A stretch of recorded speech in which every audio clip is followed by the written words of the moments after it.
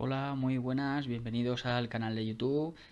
En esta ocasión vamos a ver la guerra de independencia a Fernando VII, este periodo de la historia.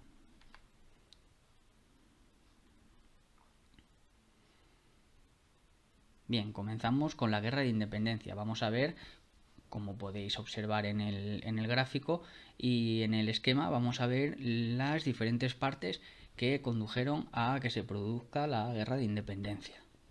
Comenzamos que en el siglo XIX Napoleón Bonaparte gobierna Francia y todos sabemos que su ambición era conquistar toda Europa, tener un gran imperio. En 1807 Napoleón decide conquistar Portugal y claro, para conquistar Portugal necesita atravesar España y Carlos IV, que es el rey de España, después de negociar con él, pues se lo permite. Napoleón aprovecha su paso por España para llegar a Portugal para ocupar algunas ciudades españolas en su traslado de las tropas.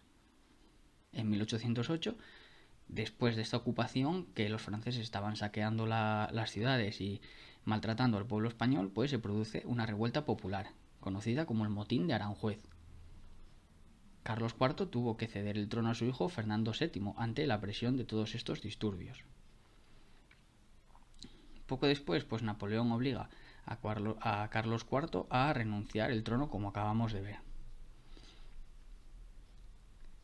Napoleón proclama a su hermano José Bonaparte rey de España. El 2 de mayo de 1808, Madrid se levanta contra el nuevo rey francés. No lo queremos y se produce una revuelta por el cual queremos echar a este nuevo rey francés. Aquí es cuando comienza la guerra de independencia, que duró hasta 1814, con la expulsión de todos los franceses y el regreso de Fernando VII a España. Dentro de este periodo, dentro del siglo XIX, tenemos dos tipos de grupos políticos. Tendremos los absolutistas, que son los que defienden la autoridad del rey, que debía gobernar sin darle cuentas a nadie.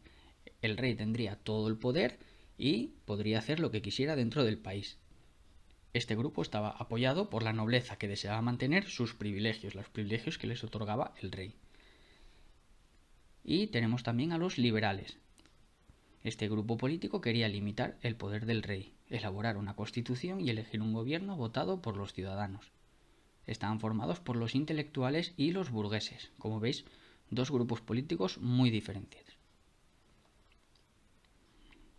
La Constitución de 1812.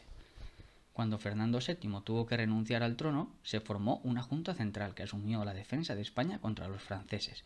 Es decir, cuando el rey tuvo que renunciar al trono, ya no podía gobernar. ¿Qué hicimos los españoles? Bueno, formamos una junta central, una serie de personas que se encargaban de asumir la defensa y tomar las decisiones contra los franceses en lugar del rey.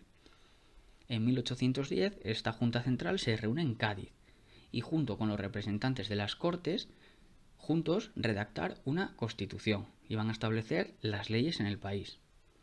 2 años después, el 19 de marzo de 1812, se aprueba la primera constitución española, conocida como la Pepa. Ya veremos más adelante esa expresión que todos conocemos de viva la Pepa, bueno, pues surgió en este momento, con la aprobación de la Constitución española. Esta constitución limitaba el poder del rey y establecía una serie de derechos para los ciudadanos. Esto era totalmente novedoso. Nunca se había hecho antes y el poder también residía en el pueblo. No lo tenía todo el rey, no lo concentraba todo en esa misma persona. La igualdad de las personas ante la ley y el sufragio, quedaros con esta palabra, sufragio, que es el derecho a votar para elegir un gobierno, eran parte de estos derechos que se le otorgaba al pueblo. Como veis, muy conocida la expresión de viva la Pepa. Fue gracias a cuando se aprobó la Constitución que el pueblo estaba contento y enarbolecía todos estos gritos apoyando la Constitución. El reinado de Fernando VII. Bueno, tras la guerra de independencia que habíamos ganado los franceses y los habíamos expulsado, pues Fernando VII vuelve a España. Vuelve a España y retoma su posición como rey.